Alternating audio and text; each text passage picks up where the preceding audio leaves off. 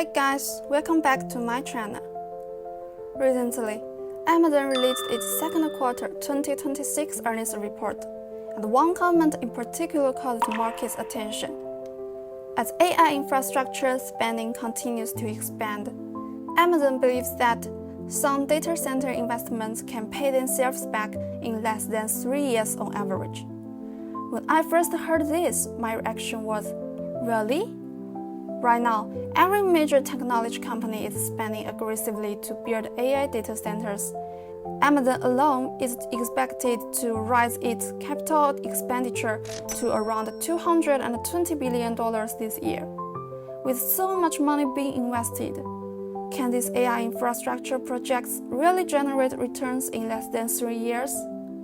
Is this based on real business economics, or it is simply a story Amazon is telling investors to justify massive spending? Today, we are going to break down Amazon's 3-year payback model and see whether this logic can actually work.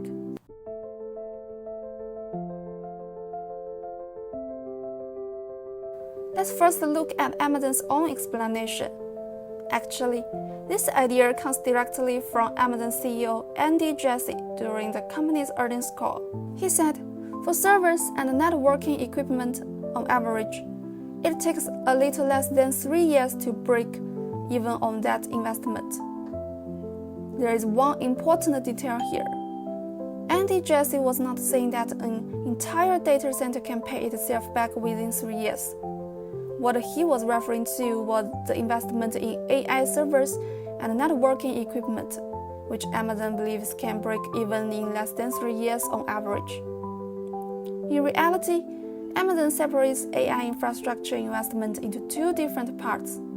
The first part is the data center itself. This includes the buildings, electricity systems, cooling infrastructure, and other physical assets. These projects usually have to begin years in advance.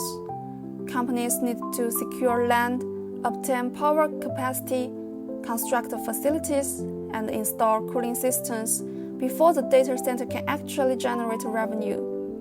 The money is spent up front, but revenue only starts coming after servers are installed, powered on, and put into operation.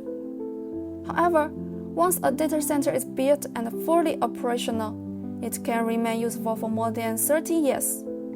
After that, companies mainly replace servers, chips, and networking equipment. They do not need to rebuild the entire facility or reconnect all the infrastructure from scratch.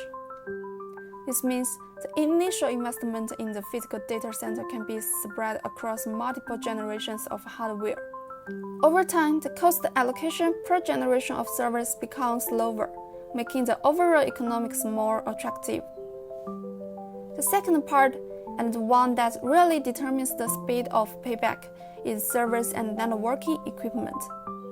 Amazon typically purchases this equipment only after it has much clearer visibility into customer demand. If demand does not materialize, the company has the ability to slow down or reduce purchases. More importantly, many AI computing contracts today are long-term agreements, often lasting at least 5 years. As Jassy explained, the investment can break even in less than 3 years, and since the equipment itself can operate for another 5 to 6 years, that means after recovering the initial investment, these servers can continue generating revenue and cash flow for several additional years. On top of that, AWS currently has nearly $500 billion in contracted backlog. A large portion of future computing capacity for 2027 and even 2028 has already been committed by customers. That's why Amazon has such strong confidence in this payback model.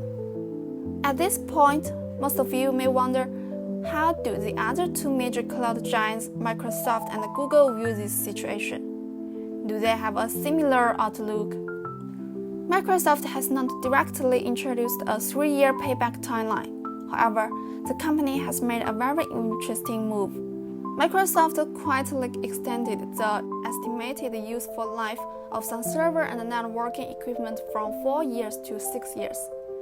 From an accounting perspective, This signals that Microsoft believes these hardware assets can continue generating value for a longer period of time.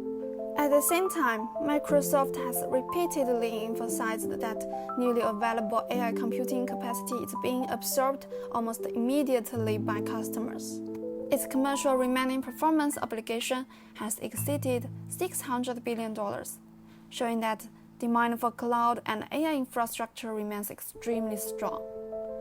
Google has also not provided a specific 3-year payback number, but its overall strategy is very similar. Google has repeatedly stated that as long as the return on AI infrastructure investment remains attractive, the company will continue increasing capital spending.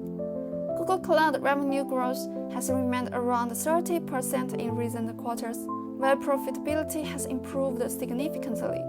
The company's cloud backlog has also reached hundreds of millions of dollars. All of these moves suggest that Google does not believe it is simply burning money on AI infrastructure.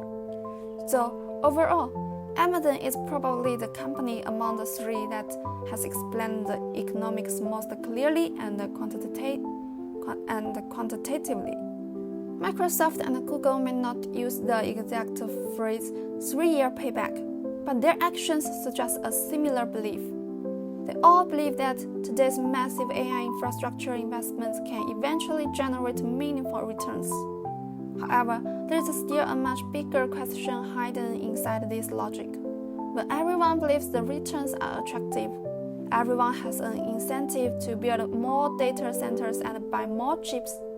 But if supply increases too quickly while demand growth fails to keep pace, or if intense competition pushes prices lower, the expected 3-year payback period could become much longer.